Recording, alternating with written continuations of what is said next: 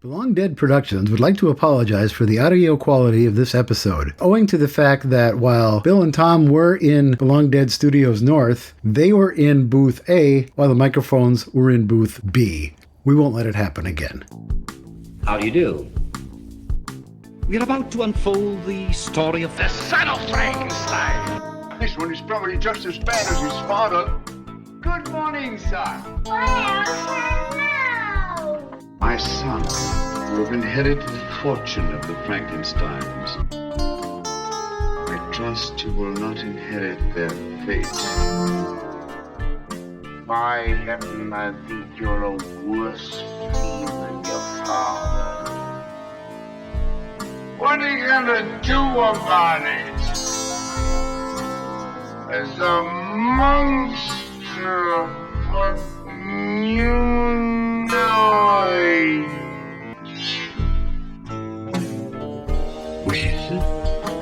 We've warned you. Yeah, well, on that happy note, Oh my God! you've been warned. I'll do it.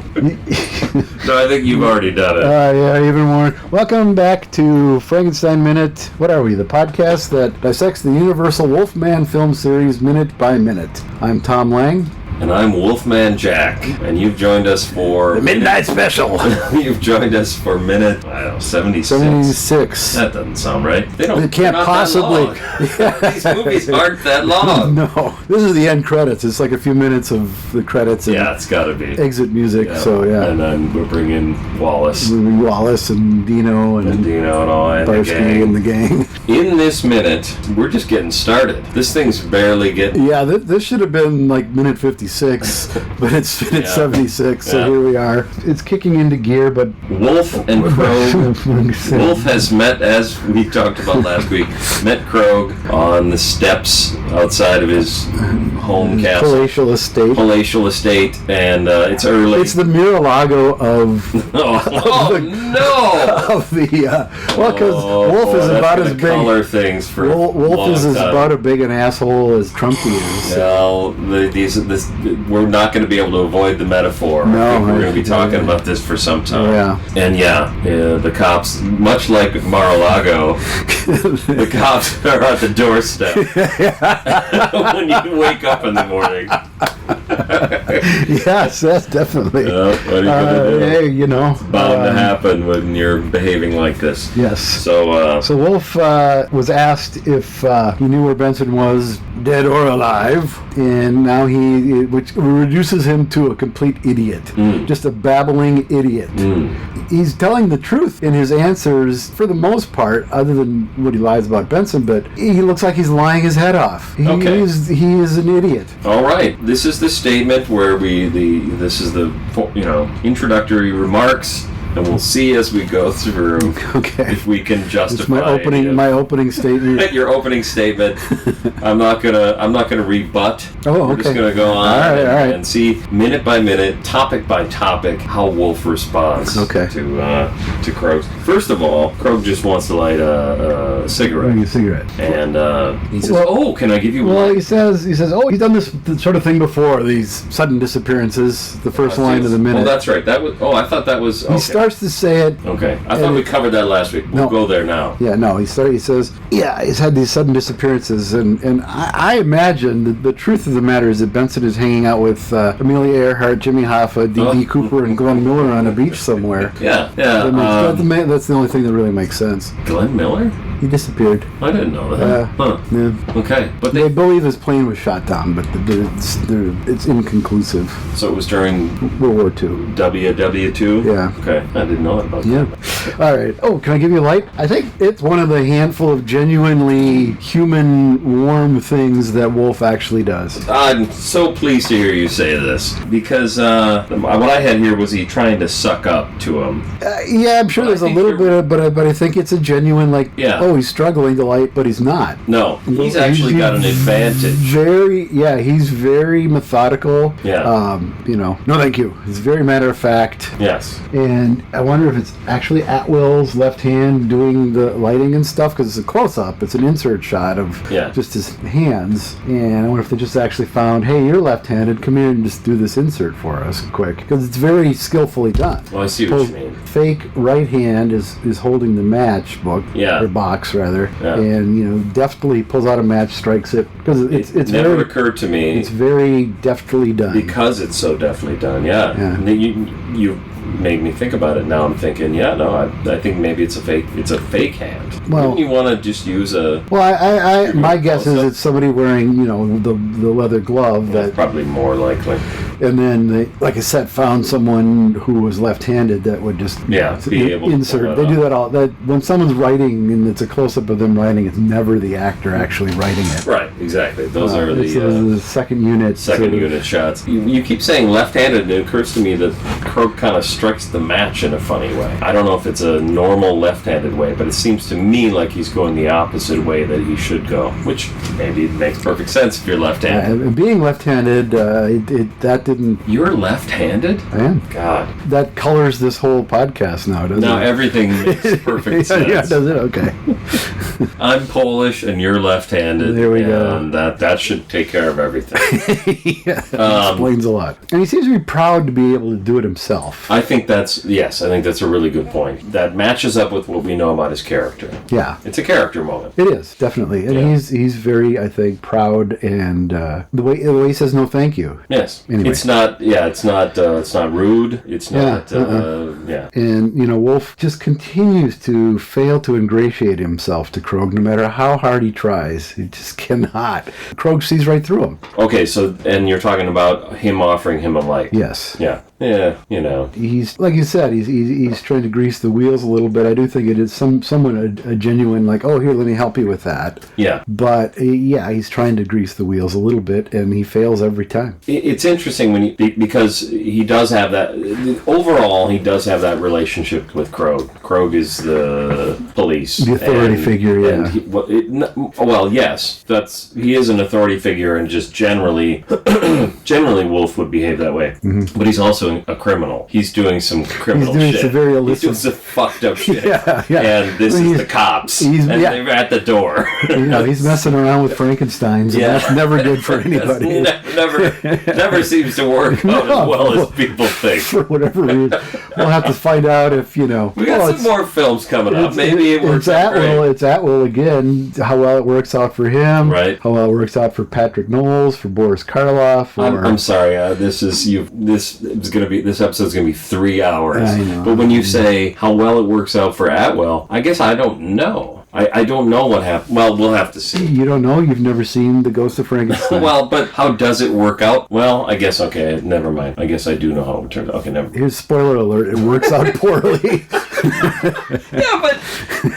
All right, you only get a few... Doesn't matter. All right. He was in the war, He was wounded in the head. Makes him sort of, rather funny at times. Yeah, the trashing of Benson continues. Fucking dick. Yeah. Just an absolute throwing him under the bus. I think I mentioned this a few weeks ago that it's unseemly is I think the word I'm looking for. Absolutely. It's really rude to behave this way about someone that's been your confidant. Yeah. He certainly has no one else in his life other than Igor that knows what his his secrets. He's keeping secrets from his wife and his You get son, the impression that Wolf has known him all his life. You do, yeah. It's like an uncle or a grandfather or a father figure even. Right. In Henry's absence, despite being a servant. Yeah. He says, our experiments, we. Right. Talking about when he tried to revive Frankenstein earlier on.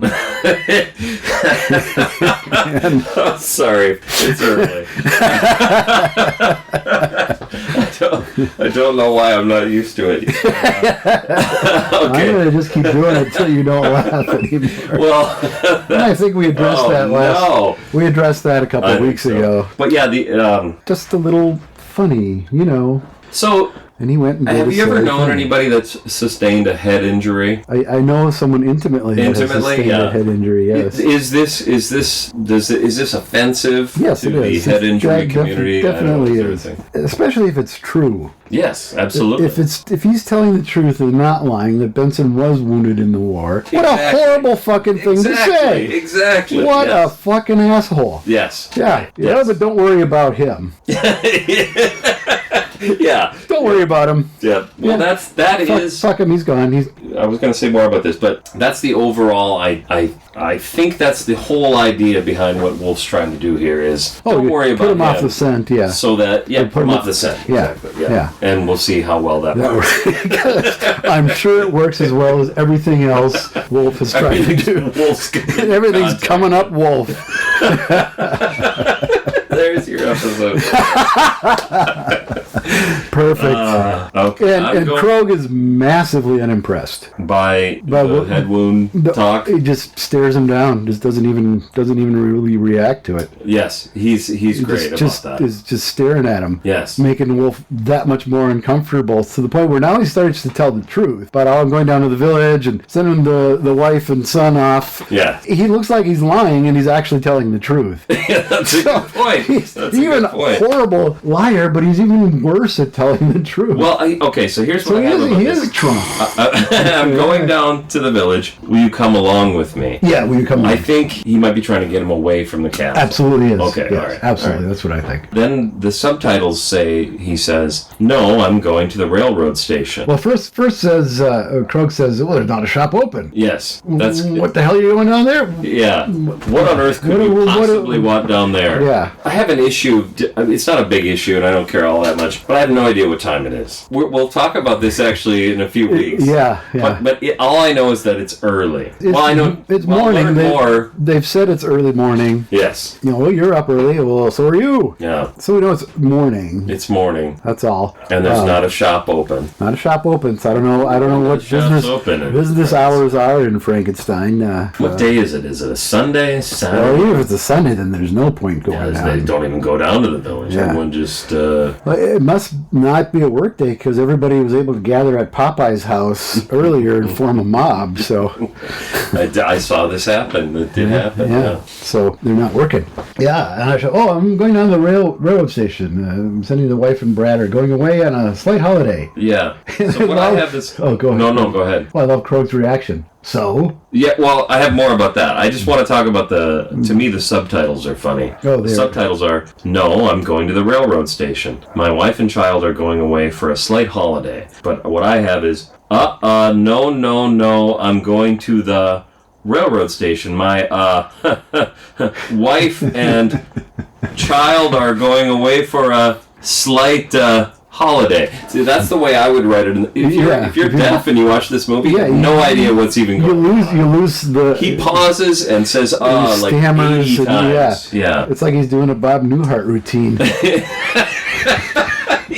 He's doing for the button-down mind of Wolf von Frankenstein. There's the episode title. What are you gonna do? That's a decision. I'll flip a coin. All right. So then, and I have another episode title. So that's Krog's response. I take this to mean, is that so? Rather than so what? So what? Exactly. No, I agree. I think but so also, what? So is a more modern phrase. It is. Yeah. But also in Japanese, so means that is so.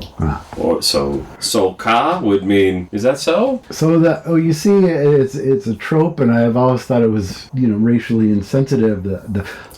So. Yeah, is that a real thing? So is a sentence. You've been to in Japan, Japanese. I haven't. Yeah. So you hear so. Okay. And again, so ka is that so? Okay. And that's what I think he's saying here. He's not saying so what? So what? No, modern sense. I agree. I just think it's continuing his efforts to make Wolf uncomfortable and tip his hand. Either way, it works. Yes, for that. That is absolutely true. Yeah. And it works because I mean, there's not less stammering after he says that. No, it's about the same. I think the film wants us to see Wolf as the protagonist. Interesting. But he's such an asshole. We're finally getting down to brass tacks. 70 36 minutes in. He's the villain. I think so. More so than Igor, because Igor is barefaced about it. I mean, he's duplicitous and stuff, but he's pretty obvious in what he's doing. Wolf is desperately trying to cover his tracks and leaves a trail of destruction behind him that he doesn't care about. And he's supposed to be the loving father, and oh dear, we got another winner. I'm sorry. I have a refillable prescription. Oh. So they want to know if I want to refill it. And do you? I'm good, thanks. Okay. What were we talking about? And the suspense there, because I know people be hanging on to find out if you refilled that or not. Really gotta turn that off. Yep. Then he just continues to put his foot in his fucking mouth. No, I have to arrange everything myself now that stupid Benson is gone. Yes. Yeah, thanks more a lot. trashing of Benson. Thanks a lot, asswipe. That's really, really nice thing to say. I wrote like a paragraph here, but I think I got the idea, which is, I think this is where it starts to fall apart for me, which is, as we talked about earlier this week, earlier in this episode, if you haven't cut it all out. if you're just tuning in. The whole point of this lie about Benson being a shiftless layabout with a head wound, openly bleeding, whoremonger, and a drunk, is to deflect attention. Oh, absolutely. Yeah. But at some point, it almost becomes. That was me. I don't know. Okay, well, it almost becomes it's like that. So if you watch any of those crime shows like Dateline or whatever, there's always a video of the interrogation room. They always put the camera in the same spot. Yep. They always put the interrogatory. What do they call them? Interrogee. Sure. In the same spot. Yeah. And it's giving away too much. He's now almost gone over the top with, well, that stupid Benson, I fucking hate him. I hope he is dead. Yeah. I was tempted to bring my father's creation back to life to kill him. Wow, whoops. Oh, see, then I would love this movie. Oh shit! I didn't mean any. No. Forget everything I said. I was just kidding, just joking. That's my sense of humor. Ask Donnie, he'll tell you. What a cut up I am.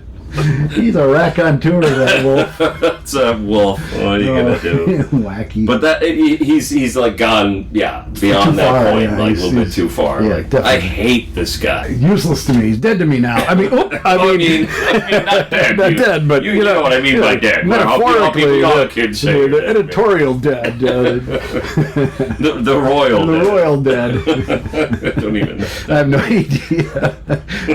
I'm afraid I must ask you not to go, Baron. Neither you nor your wife or child. Would it be nor your child?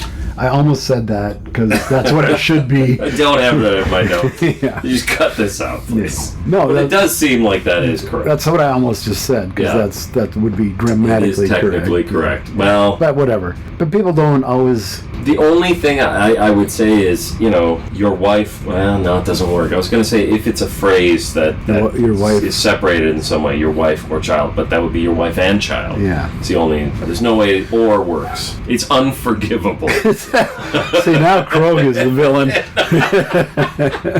Krog is bad. The villain. We're back. We're back, he baby. He probably says escape and especially and X for ask. Yeah, X. Well, let's not go crazy. Can I ask you something? No, you can ask me something. Yes. Accidental death that called me away from dinner last night was another burst heart. Yes. Okay. I was pausing to see if you were going to say this because Wolf looks really. He reacts to that big time. I think the penny finally dropped and he's like, oh shit. Well, what he suspected. Idiotic. Maybe we were doing this minute by minute, so maybe it seems idiotic from my standpoint. But the penny dropped like 6 months ago. Well, yes, but I think this confirms his suspicions, I believe. Okay. He doesn't know yet that Igor did this, or had Frankenstein go out and do this. So I think he had suspicions, certainly when Krog leaves dinner to investigate that. He had a reaction then. And he runs to the lab and farts around with ropes and chains for 20 minutes. As we all would. Absolutely. But I think this just nails it home. It does, yeah. Because Wolf was told early on in the library, I guess they're calling it, they all had their hearts burst. So he knows that that's a thing that Frankenstein, it's associated with Frankenstein killing people, is the burst heart. part. The murdering ghost. Because it's the whispering ghost that actually causes that. So then he's got to make that. Wolf knows that a bit of a leap. Wolf knows that Frankenstein is the whispering ghost. I gotta say, I guess I don't get that. He should already be there. He should, and I think he is, but it just or not be there at all. Because maybe he doesn't know. Maybe he has no idea. His reaction to me says that it makes it real. You're right. It makes it real. I'm making a stupid argument because here it's plainly true. Yeah. I've said I don't know if the full reality has finally sunk in yet or not. Right. What I wrote is he's complicit in multiple murders. Yeah. And that confirmed here. Yeah. Because when they went to bed last night after dinner, maybe there wasn't a murder. Yeah. I don't know. Maybe they just called up, Yeah. No, he's fine, actually. Yeah. It looked like his cart ran over and smashed his chest and broke his legs and burst his heart. What did happen in this case? So this is Niemöller. Oh, I'm sorry. This is Niemöller. Yeah. I apologize. I don't know why I have an extraordinarily hard time keeping track of these murders. Because this movie doesn't make any sense. Well, that doesn't help. But you're right, this is Niemöller. Yeah. Okay. And then, listen, you start to hear the sound come up of the mob approaching. This beautiful matte shot of the castle in the background, the upper left, and the mountains off to the right in the distance. In the upper right, yeah. And then, on the bottom is the wall, the actual set. The actual set. Street. Yeah, where the stick delivery took place and all that. Yes. But it's really a really nice matte shot. Yes. And the fog must be laid in on top. Well, it's partly practical, but it also drifts over the matte painting a little bit. So I think some of it might have been laid in just a simple double exposure. Yeah, that wouldn't be It doesn't hard. have to be a Fulton traveling matte kind of thing. Yeah. It's just a simple double exposure. Yeah, because what I had, I just think that fog is what makes the shot for me. It when blends the villagers come through the fog, it's actually really striking. Yeah, it's really, like I said, it's a beautiful shot. Yeah. It's a beautiful movie. It looks great. I have to say, it does look fantastic. Then the subtitle actually got something right this time. Rather than saying flute, it says horn playing melancholy tune. Well, no, the subtitles I think usually do say horn, don't they? It said flute, I think, a few times because we talked about flute because of the Rob Zombie. The Rob Zombie CD. We'll have to go back through it and see. I thought sure it said flute a few times. Probably did. Maybe he's got multiple instruments. Maybe he was playing flute in some way. Can you see Igor with he's a triple threat. He's a triple threat, that Igor. I found that we mentioned, because it says melancholy tune, we mentioned the joke about Melancholy Baby. I found the source of it. The source of what? It being a comment, running gag in like every show. Hey, somebody's drunk. Play Melancholy Baby. It is from the 1954 version of A Star Is Born. Judy Garland, not Barbra Streisand or Lady Gaga, is giving a performance, and a drunk keeps interrupting it by play Melancholy Baby. So she does. She sings it. Okay. And that's where that comes from. Not that anybody really cares. Have you seen all of these A Star Is Borns? I have not seen. I've seen two. The Frederick March and I can't remember the other one. And then the Chris Christopherson. I have not seen that one, and I have not seen the Lady Gaga. I've seen the Judy Garland and the. There's one from the 30s and the one from the 50s. There's one from the 30s. I didn't even know that. Frederick March, and we mentioned it, and I can't remember her name now. Speaking of brain injuries, Josephine Hutchinson. Sure, why not? What the hell? Why not? Just throw her a bone. Yes. Who cares? Yes. All right. That's what I got. Anything? Let's see. Cool shot of villagers coming through the fog. Yep. I think we're done. Okay. Well, all right. Well, let's give it a shot. Let's do one. What are we going to do, actually? We talked about it. Okay, so let's do Doc Ivans. All right. Do you have it there? I have it. Okay. Any more questions, wise ass? That sound of Tom saying wise ass can only mean it's time for got any more questions, wise ass. There we go. With official Professor Lang. Rufus T. Lang. All right, here's the question. Yep. Doc Ivan, someone who goes by the name Doc or Dr. Ivan, asks... Is it an official title? Does he have a degree? That's what I want. Well, then, you know what? I thank you. That's it for this week. We're going to We're asking... We need to know that's your my wise-ass question. How are you supposed to answer a question if you don't even know what the person's personal bona fides are? That's true. I mean, if Guy says... if he may make some extraordinary claims in the field of, say, geology.